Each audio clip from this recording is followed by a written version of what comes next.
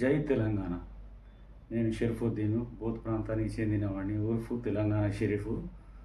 నా ఉద్యోగ ప్రస్థానమే అంటే ఏంటంటే విద్యార్థి దశతోనే నేను భావాలు కలిసిన మనిషి, సోషలిస్టు.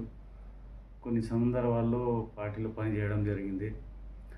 అలాగే విల్సన్ నేతలతో కలవడం, చేయడం, వాళ్ళ స్పీచ్లు వినడం, వాళ్ళ విద్యార్థి దశలోనే నేను భావాలు గల మనిషిని. కొన్ని సందర్భాల్లో 1989లో రైతు కూలీ సంఘంలో పనిచేస్తూ, భూ పోరాటంలో పనిచేస్తూ 17 కేసులు, 37 రోజుల జైలు ఆసిఫాబాద్లో. అప్పుడు ఉమ్మడి రాష్ట్రం ఉండే, ఉమ్మడి ఆదిలాబాద్ జిల్లా ఉండే.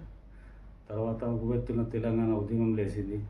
అదే స్ఫూర్తితో చిన్న రాష్ట్రాలు చెందుతాయనే ఉద్దేశంతో తెలంగాణ ఉద్యమం సైడు పక్కన వచ్చి ప్రతిరోజు, ప్రతి రాత్రి, ప్రతి నిమిషం టైం నిద్ర లేక, తిండి లేక ఉద్యమంలో పాల్గొని అలసిపోయిన తర్వాత తెలంగాణ వచ్చింది. తెలంగాణ వచ్చిన కేసీఆర్ దుకాణం తెలంగాణ వచ్చేసింది, దుకాణం బంద్ అని చెప్పేశారు.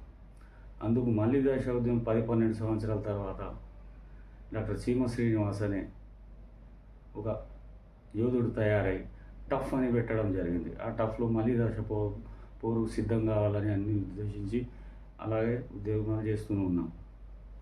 తెలంగాణ వచ్చినాక నిధులు నియామకాలు జరుగుతాయని ఆశపడ్డాం.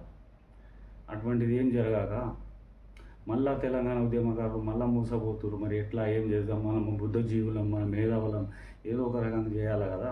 చేసి మళ్ళీ ఏంటంటే మళ్ళీ ఉద్యమం సైడ్ పోరాటం స్టార్ట్ చేసింది. మరి అప్పటి నేతలు, విరసం నేతలు వరాహరావు, బాలగోపాల్, బాలగోపాల్ వీళ్ళ స్పీచ్లు విని, వీళ్ళ మీటింగ్లకు అటెండ్ అయ్యి, విచక్షణ ఎడిటర్ వేణు గారు, సంధ్యక్క గారు, అమ్మారు కుర్రరాజు అని ఇటువంటివన్నీ వాళ్ళ ఆర్టికల్స్ చదువుతూ చేస్తూ అప్పటికి ఒక ఆలోచనగా అరే మన పిల్లగాళ్ళు మనం మోసపోతున్నాం, నిధులు నియామకాల కొరకు మనం పోరాడదాం, చిన్న రాష్ట్రాలు అభివృద్ధి చెందుతాయని అప్పటి ప్రిలిమినరీలో కూడా పీడబ్ల్యూజీ అని ప్రిలిమినరీలో కూడా ఆమోదించడం జరిగింది. అవన్నీ దృష్టిలో పెట్టుకొని తెలంగాణ ఉద్యమంలో పాల్గొనడం జరిగింది. మరి దేశాల ఉద్యమంలో గోరెటెంకన్న, గద్దరన్న వీళ్ళ స్ఫూర్తి తీసుకొని మరి నేను ఒక చిన్న గద్దర్ లేక అప్పటికి నాకు తెలంగాణ గద్దర్, నిర్మల్ గద్దర్ అని పేరు పడడం, వాళ్ళ ఆ వేషధారణ చేసుకుంటా కాళ్ళ గజ్జలు గోసి గొంగడి గజ్జ కట్టుకొని తిరగడం, ప్రతి ధూమ్ధాంలకు వెళ్ళడం, ప్రతి ఊర్లో ధూమ్ధాం వేయడం. నిర్మల్ జిల్లాలో సాక్షాత్తు ఏ గ్రామం కూడా లేదు నేను తిరగండి, తెలంగాణ ఉద్యమంలో పోరాటం చేయండి ఏ విలేజ్ కూడా లేదు. అప్పుడు నాకు స్ఫూర్తిదాత ఎంసీ ఉండే. ప్రతి పోరాటానికి నన్ను తీసుకుపోయి, ప్రతి ఉద్యమాల్లో తీసుకుపోయి, ప్రతి సభలో తీసుకుపోయి నన్ను పరిచయం చేసి నా ఆలోచనలన్నీ బయట పెట్టేవాడు. ఆయన నాకు ఒక స్ఫూర్తిదాత.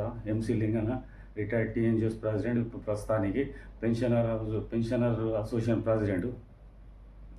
దాని తర్వాత ప్రస్తావన ఇట్లానే జరుగుతూనే వస్తుంది. కాకపోతే ఉద్యమకారులకు న్యాయం జరుగుతలేదు కాబట్టి మళ్ళీ దశ పోరాటానికి ఉద్యమకారులు అందరూ రెడీ అవుతున్నారు. జై తెలంగాణ.